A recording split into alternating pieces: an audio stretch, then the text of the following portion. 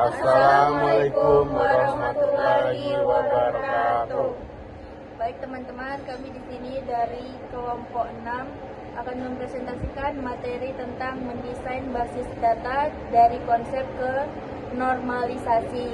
Di sini saya Femi Afeliatin NPM 2357 2010 sebagai moderator dan nama Dela Nabila Priani dengan NPM 2357 2010 nama Renata Priska dengan NPM 2357 2010 dan Muhammad Apriliansyah NPM 2357 2010 Dan saya ML Mariansyah NPM 2357 2010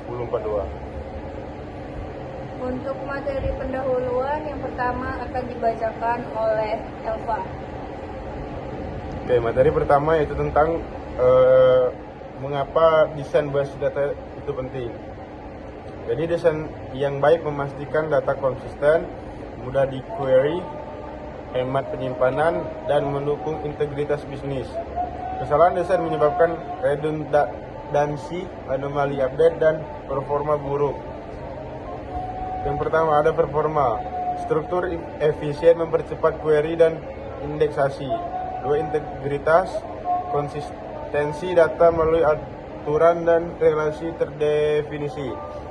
3. Maintainability, mudah diperbaiki dan diperluas saat kebutuhan berubah. Tahap 1 menentukan entitas atau entities. Entitas adalah objek nyata atau konsep penting dalam domain. Cara praktik, baca kasus, coret semua noun, kata benda, dan kelompokan yang relevan. Contoh entitas umum. 1. Book atau buku, member, atau anggota, loan atau peminjaman. 4. Librarian atau petugas. Tips identifikasi. Pilih yang punya data unik. Jika berulang, entitas terpisah. Gunakan nama, tanggal, dan deskriptif.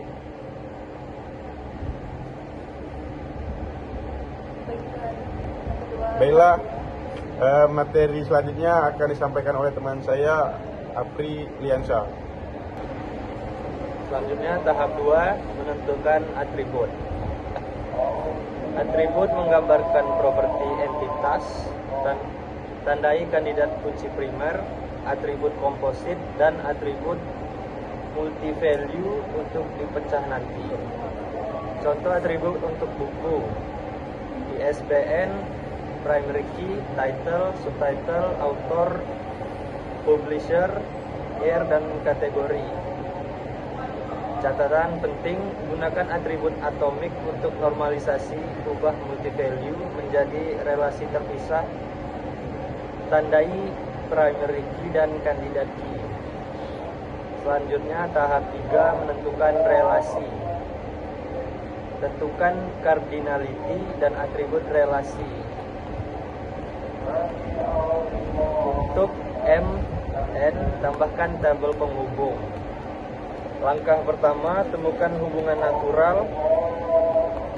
Member menjamin book ke loan. Langkah 2, jika MN, buat entity tambahan book author dengan atribut peran.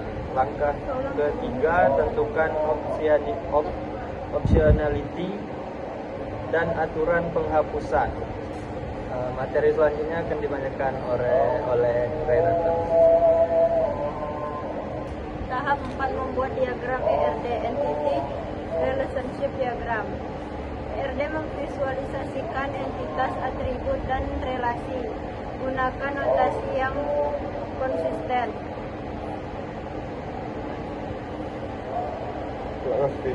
Tahap 5 normalisasi basis data.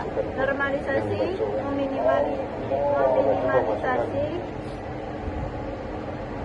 redundansi dan anomali. Proses umum INV, 2 INV, 3 INV, dan boycott jika diperlukan. Setiap langkah-langkah memiliki aturan spesifik. Selanjutnya akan dibacakan oleh Dela. Selanjutnya, implementasi normalisasi live demo tabel normalisasi.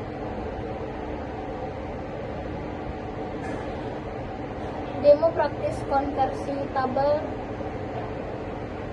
Ayo, kecilnya. Lagi. Implementasi normalisasi live demo tabel normalisasi. Demo praktis konversi tabel denormalisasi menjadi tabel ternormalisasi untuk kasus perpustakaan. Tampilan sebelum atau sesudah dalam bentuk tabel dan jelaskan alasan setiap pemecahan. Yang pertama ada contoh tabel 1, tabel denormalisasi atau sebelum. Loan 1, member name Ani, book title atau author, intro DB Rizky. Yang kedua ada Budi, book title atau author, web Sari, intro DB Rizky. Yang kedua ada contoh setelah dinormalisasi atau 2NF ke 3NF.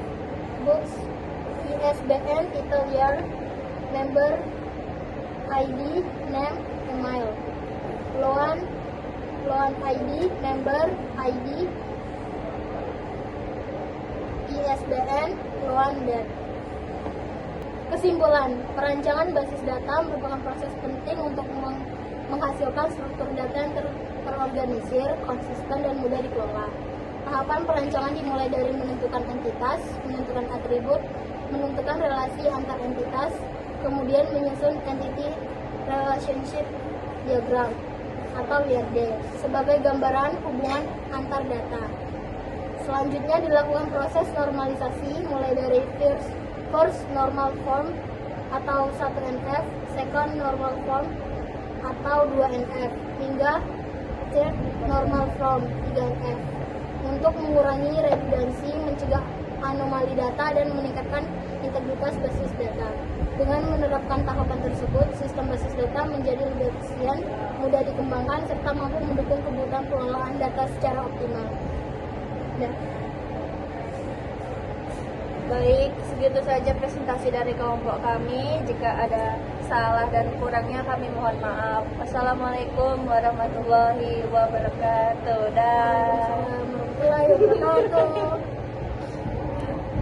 wabarakatuh.